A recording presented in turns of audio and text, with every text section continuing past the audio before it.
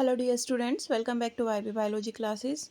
हम अपने lecture series continue करेंगे। आज जो एमएचसी वाली हम बात कर रहे थे, तो एमएचसी का हमने इंट्रोडक्शन देख लिया था। Class 1 MHC molecule, class 2 MHC molecule और उसी के साथ में क्लास 3 एमएचसी मॉलिक्यूल।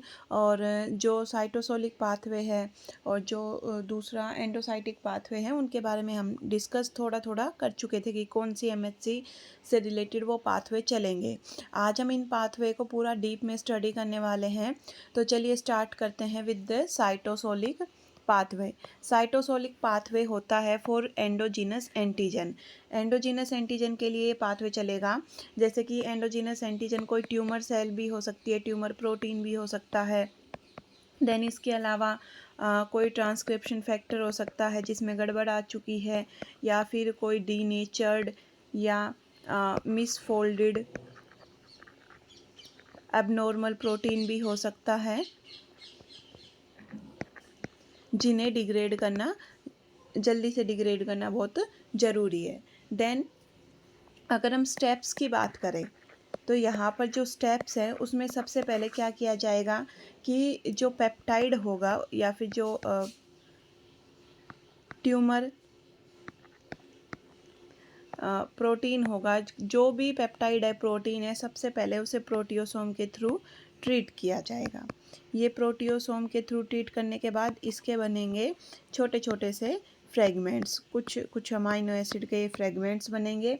इन्हें ट्रांसफ़र कर दिया जाएगा। जो ये पेप्टाइड्स हैं, ये जो बने हैं, इन्हें टैप 1 और टैप 2 की हेल्प से ट्रांसफ़र कर दिया जाएगा इन एंडोप्लाज्मिक रेटिकुलम। और यहाँ पर एंडोप्लाज्मिक रेटिकुलम के अंदर ये पेप्टाइड्स असेंबल होंगे विद MHC 1 क्लास मॉलिक्यूल के साथ में, with the help of molecular चैपेरोन्स।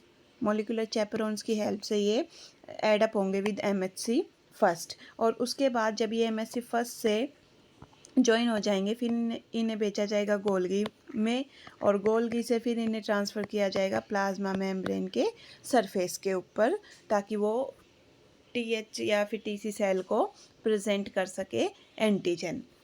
अब कौन कौन से इसमें हमने कंपोनेंट की बात की है, एक बार उनके बारे में थोड़ी थोड़ी चर्चा कर ले। तो सबसे पहले हम बात करते हैं प्रोटियोसोम की। जो प्रोटियोसोम है वो क्या है? हर एक प्रोटियोसोम एक लार्ज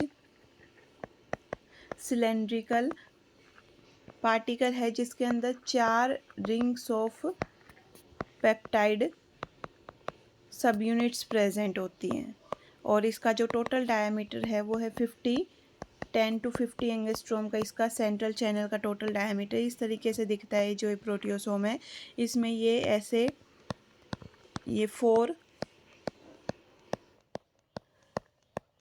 ये रिंग होती हैं पेप्टाइड सब यूनिट की। ये इस तरीके से ऐसे रिंग होती हैं, पूरे में ये सिलेंड्रिकल फॉर्म बनाती है रिंग। जैसे इस तरीके के कॉइन हम एक दूसरे के ऊपर रख दें तो ये रिंग्स आपस में ऐसे सिलेंड्रिकल फॉर्म बनाती हैं।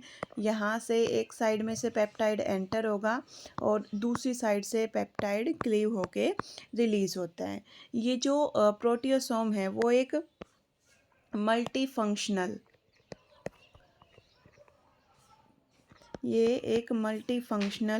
प्रोटीएज कॉम्प्लेक्स है। ये क्या करता है कि सिर्फ उन्हीं प्रोटीन को डिग्रेड करता है जिनके ऊपर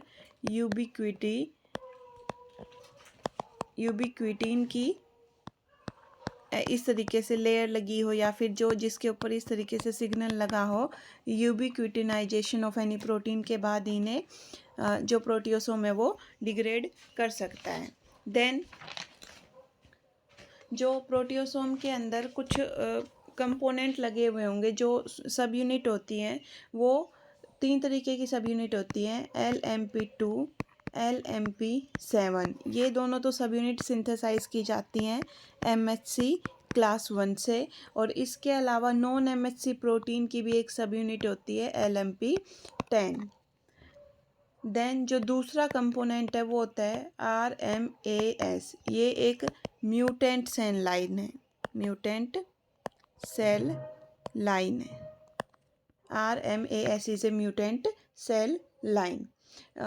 ये जो सेल लाइन होती है ये सिंथेसाइज करती हैं जो class 1 alpha chain and beta 2 microglobulin protein है, but don't show any molecule on membrane. लेकिन ये मेम्ब्रेन के ऊपर कोई मॉलिक्यूल, एमएससी का मॉलिक्यूल शो नहीं करती। ये सिर्फ इनकी सिंथेसाइज करती हैं, एमएससी कंप्लीट की फॉर्मेशन करके उसे प्लाज्मा मेम्ब्रेन के ऊपर शो करने का काम नहीं करेंगी। देन अगला आता है टैप। टैप क्या है? टैप की अगर हम फुल फॉर्म की बात करें, then it is transporter associated with antigen processing. This is transporter associated with antigen processing. TAP ये एक ट्रांसपोर्टर प्रोटीन है। It is a transporter protein और इसके दो प्रोटीन होते हैं इसमें, टैप 1 एंड टैप 2। टैप 1 और टैप 2 दो प्रोटीन होंगे। हर एक जो टैप 1 और टैप 1 है उसके अंदर वो मेम्ब्रेन के ल्यूमन की साइड में आर ई आर ल्यूमन, जैसे डायग्राम से बेटर समझ में आएगा, ये है आर ई आर का ल्यूमन। ये आर ई आर की मेम्ब्रेन लगा लीजिए। ये इनर साइड में ये ल्यूमन प्रेजेंट है, R E R lumen present है और इस साइड में साइटोसोल प्रेजेंट है। तो जो इसका डायग्राम है जैसे कुछ इस तरीके से होगा कि ट्रांस मेम्ब्रेन डोमेन भी प्रेजेंट होते हैं, आर ई आर ल्यूमन की तरफ भी डोमेन एक्सपोज होता है। इसके अलावा ये है टैप 1 और यहाँ पर एटीपी बाइंडिंग डोमेन भी प्रेजेंट होगा। साइटोसोल साइड में एटीपी बाइंडिंग डोमेन प्रेजेंट होता है। अगर हम बात करें टैप 2 की, तो जो टैप 2 का मॉलिक्यूल है वो भी कुछ इस तरीके का दिखता है।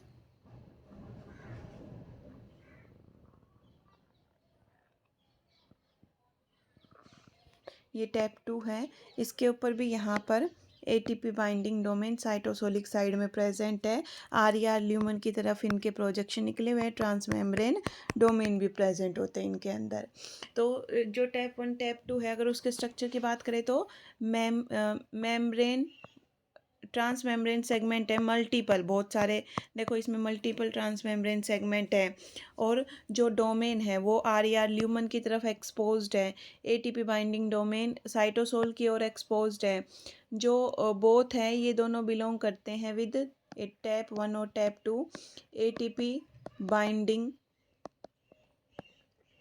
कैसेट प्रोटीन से ये बिलोंग करते हैं। और इनका फंक्शन क्या है?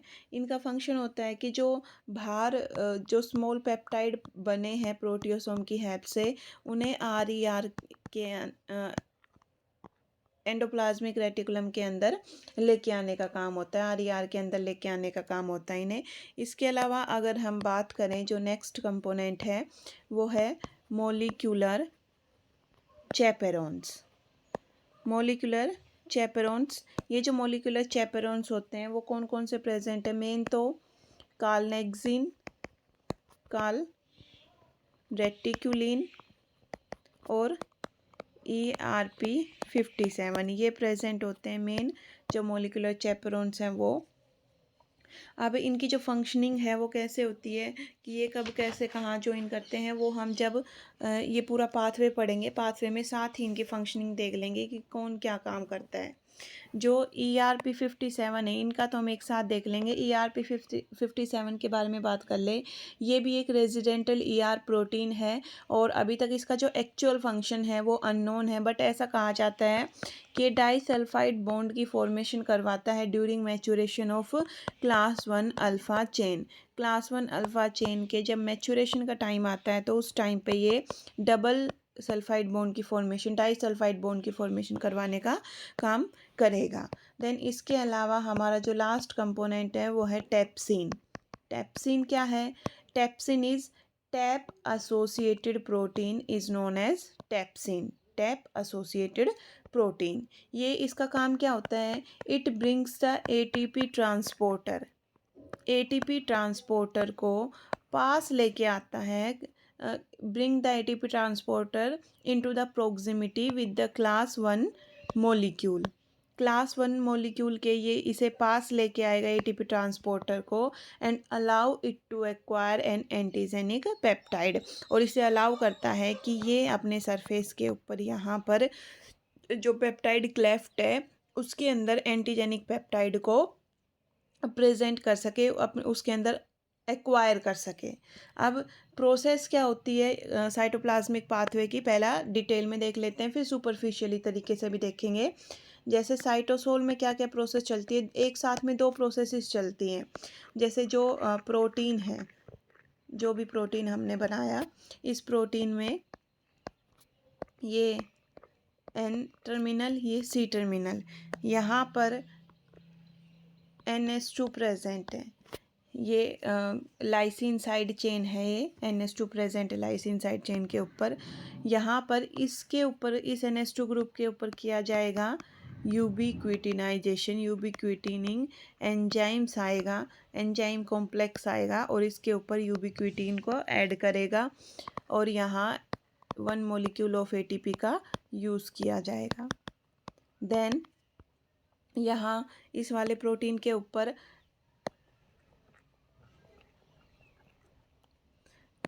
यहाँ पर जो NH2 ग्रुप था इसके ऊपर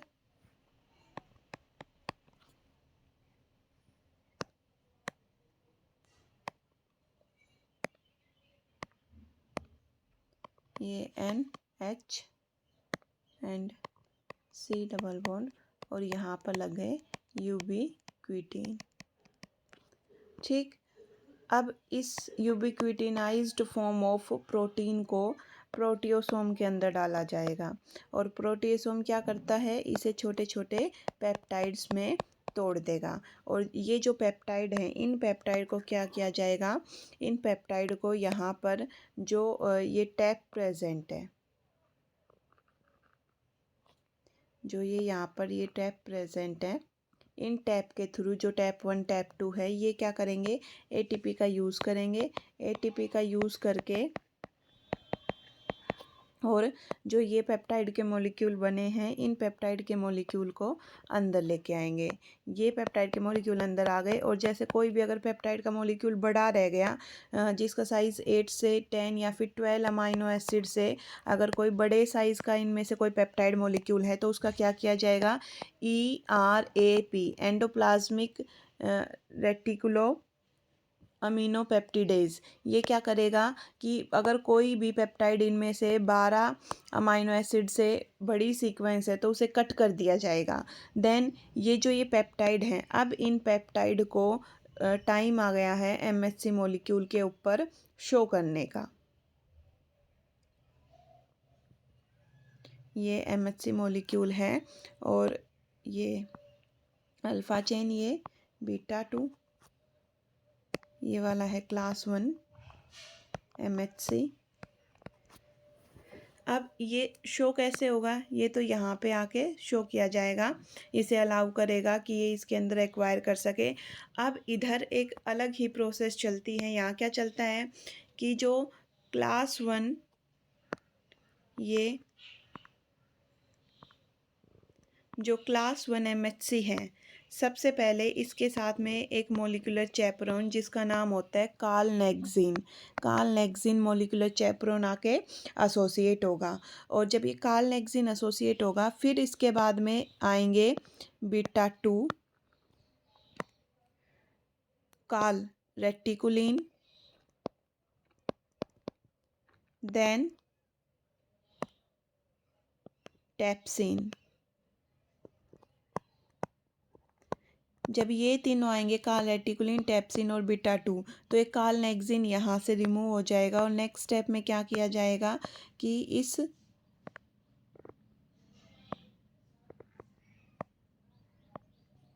जो क्लास 1 मॉलिक्यूल है इसके साथ में अब कौन कौन एसोसिएट होगा, टैप्सिन एसोसिएट होगा, तो टैप्सिन हम यहाँ भी दिखा देंगे कि टैप्सिन एसोसिएट होगा। उसके साथ में बीटा 2, यहाँ ये बीटा 2 एसोसिएट होगा और कार्ल रेटिकुलिन आके यहाँ पे एसोसिएट होगा। तो जैसे ही ये सारे तीनों ऐड हुए, कार्लनेक्सिन रिमूव हो गया और कार्लनेक्सिन रिमूव हुआ, ये तीनों ऐड हुए। अब जैसे ही पेप्टाइड ऐड होता है तो पेप्टाइड के ऐड होते ही टैप्सिन भी रिमूव हो जाएगा, ये टैप्सिन भी यहाँ से हट जाएगा और ये जो काल रेटिकुलिन है ये भी हट जाएगा। सिर्फ कौन बचेगा, बीटा 2 बचेगा।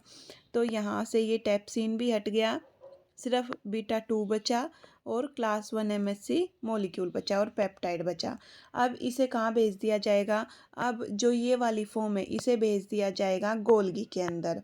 और गोल्गी के अंदर फर्दर क्या किया जाएगा कि गोल्गी के अंदर जब इसे भेज दिया गया तो वहाँ से इसे प्लाज्मा मेम्ब्रेन के ऊपर सेंड किया जाएगा और वहाँ प्लाज्मा मेम्ब्रेन के ऊपर ये शो करेगा इस जो पेप्टाइड को अपने साथ में लेके आया है।